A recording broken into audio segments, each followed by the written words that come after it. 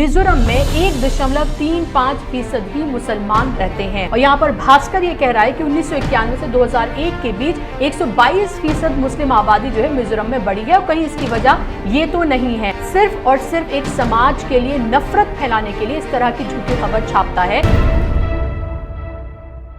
नमस्कार, आदाब, बहुत बहुत स्वागत है आपका मेरे YouTube चैनल पर। मैं हूं आपके साथ बुशरा खानम फहद। तो दैनिक भास्कर अपने पुराने ढर्रे पर पुराने रंग ढंग में वापस आ गया है। बहुत सारे लोग पछता रहे हैं कि क्यों उन्होंने दैनिक भास्कर को सपोर्ट किया, उसे क्रांतिकारी अखबार माना, निष्पक्ष पत्रकारिता का अलंबरदार उसे माना। क्योंकि जब बात मुसलमानों के नाम पर नफरत परोसने की आती है, जब मुसलमानों को लेकर नफरत गढ़ने की या फिर झूठा प्रोपेगेंडा, झूठी खबरें छापने की बात आती है, दिखाने की बात आती है, तो सब एक ही कतार में आकर खड़े हो जाते हैं, चाहे वो गोदी मीडिया हो या फिर दैनिक भास्कर या दैनिक जागरण जैसे अखबार हों। अभी हाल ही में आसाम और मिजोरम की मैं बात करूंगी, जहां पर एक तरह से खूनी जंग जो है वहां पर चल रही है। दो राज्य आपस में इस तरह से लड़ रहे हैं कि मानो दो दुश्मन देश जो हैं वो सीमा विवाद को लेकर लड़ रहे हों। इसमें 5 पुलिसकर्मी जो हैं वो अब तक मारे जा चुके हैं और 6 लोगों की अब तक मौत हो गई है। 50 से ज़्यादा लोग जो है इसमें घायल हो गए हैं। ऐसे सेंसिटिव टाइम पर दैनिक भास्कर ने एक खबर जो है इस पूरा भास्कर एक्सप्लेनर करके इस पूरी सिचुएशन को लेकर जो खबर छापी, उसमें हेडिंग जो है उसको आप पढ़िए। इस विवाद की जड़ बढ़ती मुस्लिम आबादी तो नहीं है। मिजोरम में आदिवासी अपने इलाकों में घुसपैठ नहीं चाहते। 1991 से लेकर 2001 के बीच मिजोरम में मुस्लिम 122% बढ़े हैं। आप ये देखें कि इस पूरे विवाद को लेकर, जिसको लेकर ना तो आसाम के मुख्यमंत्री, ना फिर मिजोरम के जो मुख्यमंत्री हैं, ना ही वहाँ के जो लीडर्स हैं, वहाँ के लोग हैं, उनके किसी की तरफ से कोई इस तरह की बात नहीं की गई है, कोई बात नहीं की जा रही है और ये बेस है ही नहीं। और एक अखबार जो है झूठी खबर सिर्फ और सिर्फ एक समाज के लिए नफरत फैलाने के लिए इस तरह की झूठी खबर छापता है। क्योंकि 2011 का सेंसेक्स ये बताता है कि मिजोरम में 1.35% ही मुसलमान रहते हैं, सिर्फ 1.35% ही मुसलमान रहते हैं। और यहाँ पर भास्कर ये कह रहा है कि 1991 से 2001 के बीच 122% मुस्लिम आबादी जो है मिजोरम में बढ़ी है और कहीं इसकी वजह ये तो नहीं है। अब आप ये सोचें कि अगर ये आबादी बढ़ी भी है तो ये वजह कैसे हो सकती है। ये एक सीमा विवाद है जो अब से नहीं बल्कि न जाने कितने साल पुराना है और न जाने कितनी बार इस तरह के संघर्ष हमने देखे। हालांकि जिस तरह का संघर्ष, अभी खूनी संघर्ष देखने के लिए मिल रहा है वो इससे पहले कभी देखने के लिए नहीं मिला। लेकिन आप दैनिक भास्कर की एक समाज को लेकर, एक मजहब को लेकर आप नफरत ये देखिए। और इस अखबार को लोग निष्पक्ष पत्रकारिता का अलंबरदार मान रहे थे।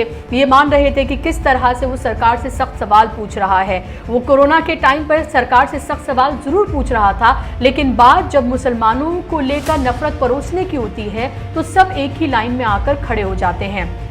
अब आप ये देखिए कि ये दैनिक भास्कर के कुछ और जो पुराने ट्वीट हैं वो मैं आपको पढ़कर सुनाती हूँ कि लक्ष्मी प्रसाद पंत, जो कि दैनिक भास्कर के संपादक हैं, उनकी तरफ से 28 फरवरी 2020 को एक ट्वीट किया गया था जिसमें उन्होंने लिखा था कि दिल्ली दंगे में अब तक 38 की मौतें, दिल्ली के दर्द को तुम सुन रहे हो ना शाहीन बाग।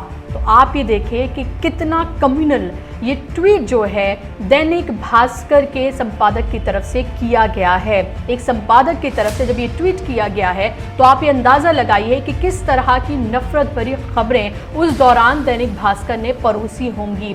और इस तरह से अब दैनिक भास्कर ये कह रहा है कि मैं स्वतंत्र हूँ क्योंकि मैं दैनिक भास्कर हूँ, और इसको लेकर कोई 21 तोपों की उन्हें सलामी दे रहा था और कोई बड़ी बड़ी बातें उनके बारे में कर रहा था और न जाने कितने कसीदे जो हैं उनकी शान में पड़े गए। लेकिन आप ये देखें कि ये वही लक्ष्मी प्रसाद पंत हैं जिन्होंने दिल्ली दंगों के दौरान किस तरह का कम्युनल ट्वीट जो है उनकी तरफ से किया गया। और ना सिर्फ इसको लेकर बल्कि आप ये देखें कि कोरोना की पहली लहर के दौरान जमात को और जिस तरह से मरकज़ को जिम्मेदार इसके लिए पूरा बनाया गया, कितनी नफरत जो है दिन रात परोसी गई।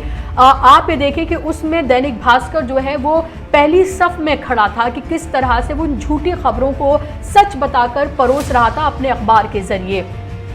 गाजियाबाद के क्वारंटीन सेंटर में बिना कपड़ों के घूम रहे तबलीगी जमात के लोग, नर्सों को भद्दे इशारे किए, 6 पर केस।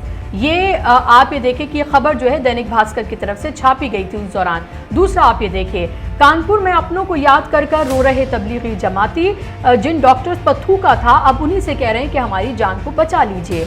और आप ये देखें कि ये सिर्फ चंद हेडलाइंस हैं, ये चंद खबरें हैं जो मैं आपको पढ़कर सुना रही हूँ, या चंद ट्वीट हैं जो मैं आपको बता पा रही हूँ। और मोदी भक्ति को लेकर किस तरह की भक्ति लगातार भास्कर करता रहा है, और अब वो ये कह रहा है कि वो आज़ाद है और इसीलिए मैं स्वतंत्र हूँ, इसीलिए मैं दैनिक भास्कर हूँ। इस तरह की अब वो बैच जो है वो पहनकर घूम रहा है और बता रहा है कि कितना निष्पक्ष पत्रकारिता वो कर रहा है। और उसकी निष्पक्ष पत्रकारिता के कुछ नमूने जो हैं वो मैंने आपके सामने पेश किए। अब ये देखें कि ये भी दैनिक भास्कर की पत्रकार हैं, और उन्होंने दावोस में जब गए थे प्रधानमंत्री नरेंद्र मोदी, उस वक्त का ये ट्वीट है, सच बताना कौन ज़्यादा स्टाइलिश लग रहा है, वो तो उन्हें हाथ फैलाने की आदत नहीं वरना। तो एक तरफ शाहरुख खान की पिक्चर लगाई हुई है और दूसरी तरफ नरेंद्र मोदी की पिक्चर लगाई हुई है जब वो दावोस में है, और शाहरुख खान से नरेंद्र मोदी को कंपेयर किया जा रहा है और उस तरह का ट्वीट किया गया है। और इससे पहले भी इस तरह के भी कई ट्वीट किए गए हैं कि कितने घंटे सोते हैं और काम जो है इतना काम करते हैं, सोते कब हैं।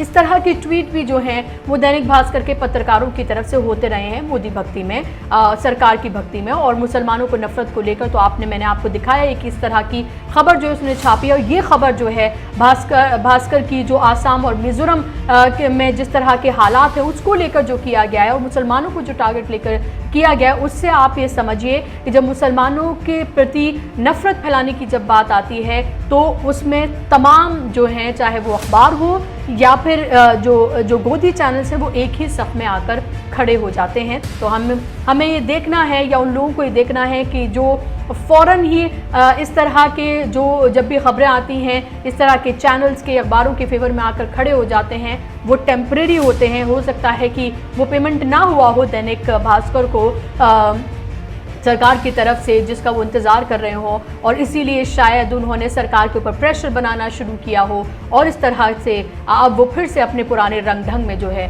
वो वापस आ गया है। कुछ लोग अब ये भी कह रहे हैं।